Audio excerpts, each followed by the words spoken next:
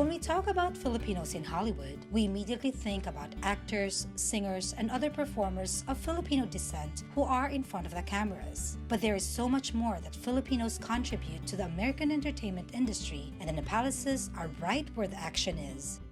Husband and wife Ruben and Janet Nepales are the first Filipino-American members of the Hollywood Foreign Press Association, the exclusive organization that is also behind the annual Golden Globe Awards. Even before we immigrated to the States, writers na kami in covering entertainment. But when we came here, we had to find real jobs. Mahirap magsimula because they ask for your local experience. How can you have local experience if they don't give you a chance? It was a very humbling experience kasi you had to start all over, you know, and nobody wants to give you a break.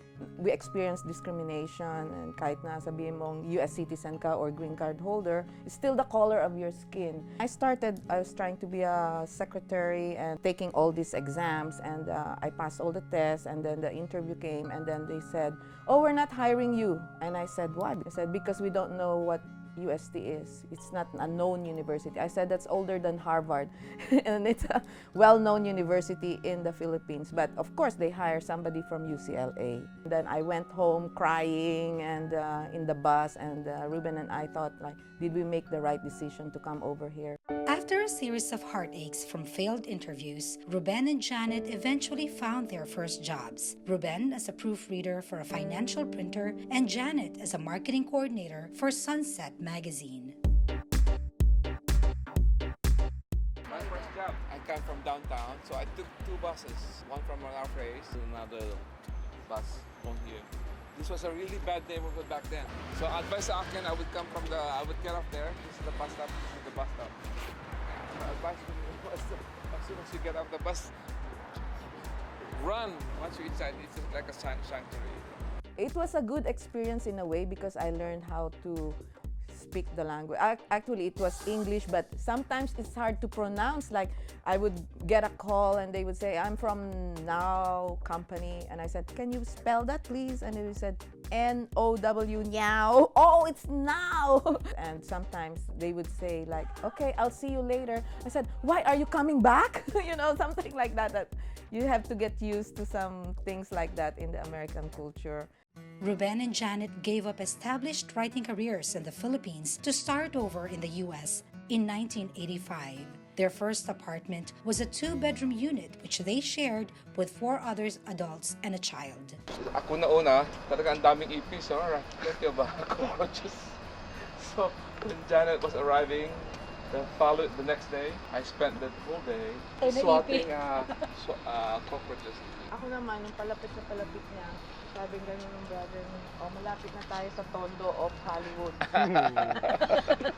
Ruben and Janet met when they were both students at the College of Arts and Letters at the University of Santo Tomas. He was 2 years ahead of me, and we were in the same magazine. He had a crush on me. I had a boyfriend then. So hindi ko pa siya type nun kasi payat. Then we separated because I had my own career. We lost touch of each other. And then one day, I was in Times Journal. He called up and he said, "Oh, you remember me? I'm your schoolmate." I said, "Yeah, I remember you," but I vaguely remember him. And then he invited me to Paul Williams' press conference. That's the first time we met again after college. Nag-iba na ang itsura niya. Magaling na siya magbihis, medyo may laman. May bigote. And then he was already publicist of Warner Electra Atlantic. So he was seated beside me, and then he was flirting. I was also flirting, and we didn't know. Suddenly, Paul Williams said something like, "If only some people will stop talking." Yung pala naka-on ang mics namin. We were flirting, and everybody heard what we were talking about. So it was more embarrassing for him because he was the host. And then from that day on, we went on dates. The couple dated for 5 years until Ruben's parents' petition was approved for him to migrate to the United States. Ruben left Janet without any assurances of when they would see each other again. May malaking dramatic crying scene sa airport sa Manila because hindi namin alam kung how long we're gonna be apart because we didn't know how she was able to join. I didn't have any visa or anything, and I know how hard it was to get a visa going to the United States. But in the long run, after 1 month, I said, "I have 3 visas." I'm following you.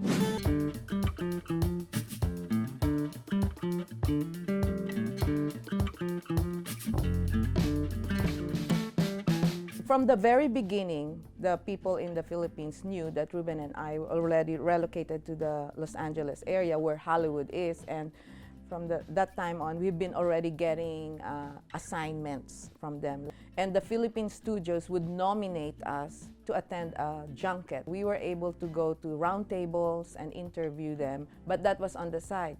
I had to take like vacation time or dental appointments so I can interview these people or to be able to do my first love, which is writing. From then on, while we were doing all the roundtables, one of the members of the Hollywood Foreign Press noticed Ruben and said, why don't you apply as a member of the Hollywood Foreign Press? And so he applied first.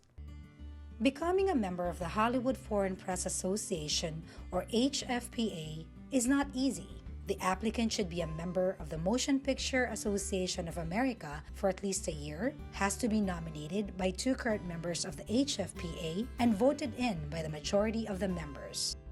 Ruben was not only accepted, he became the first Fil-Am elected chairman of the association. Nakakatuwa kasi for a Filipino immigrant to somehow break into the Hollywood system, it's not only for myself but for all of us. Any Filipino that breaks the glass ceiling is something that we should all be proud of and we should all be supportive of. What were the challenges of being in that position? Ang age group ng grupo is more toward the older.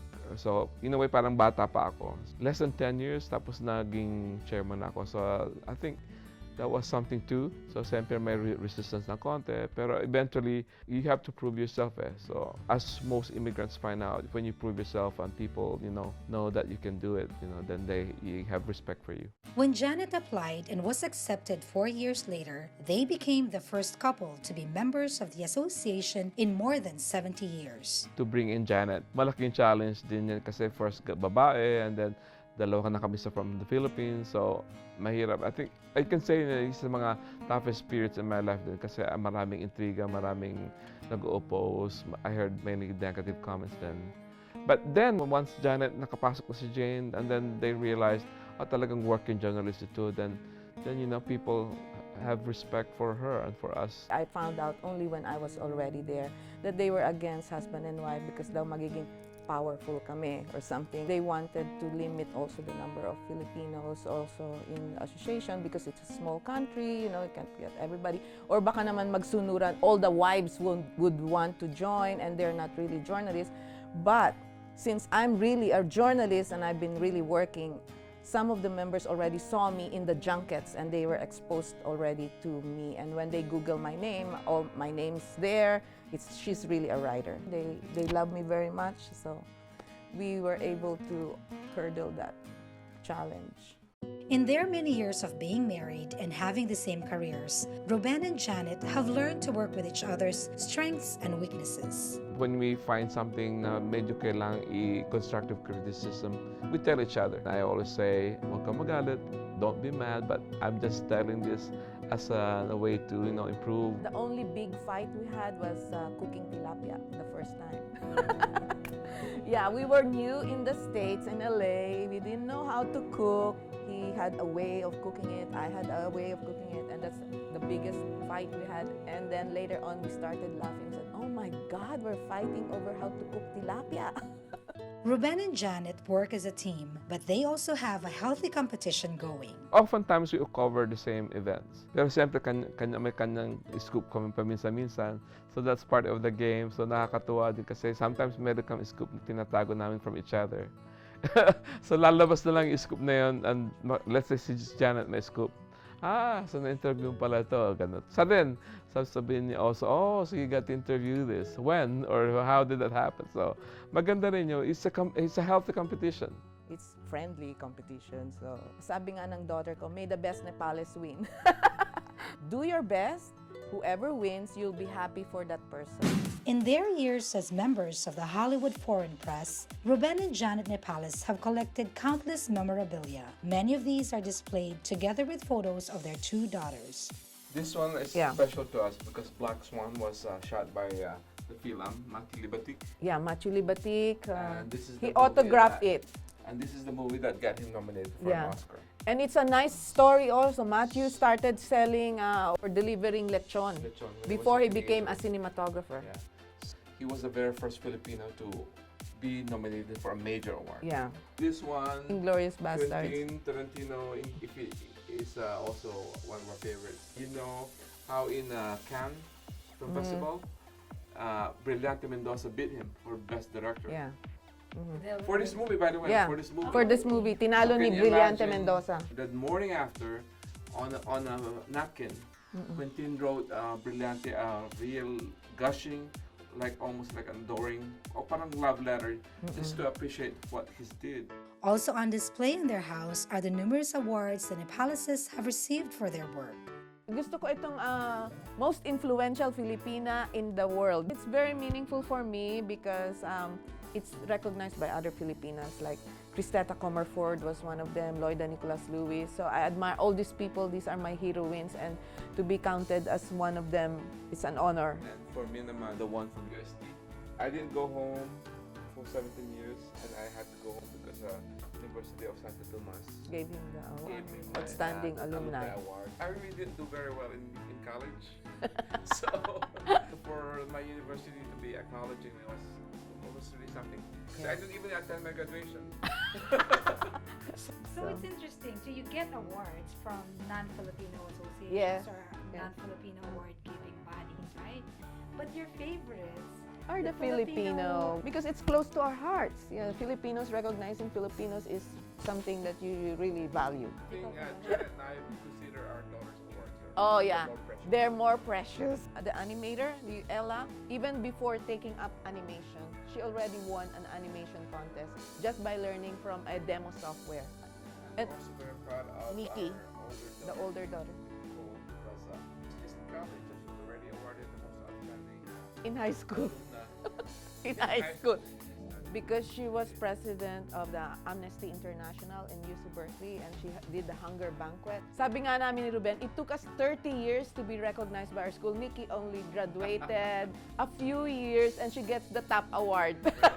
Ruben and Janet only started working full-time as Hollywood foreign correspondents when their daughters were already in high school. Although their children grew up amidst the glitz and glamour, they are not too enamored with celebrity culture. Me and my sister were not that starstruck. Growing up and watching their work has just amplified how inequitable our society is. The fact that within LA, the zip code that you're born into determines your life outcomes always struck me how the celebrities they would interview have so much, yet down the street we have so little. That's actually what helped push me also into education and working with our communities who are the most marginalized. So no interest in Hollywood, but I think what struck me all the time was that in their articles and whatever A-list celebrity they would interview to other cast members, they would try to find this different narrative, and it's just a more complex history. Through their writings, I would learn more about my current Fil-Am history, but also learn through our past.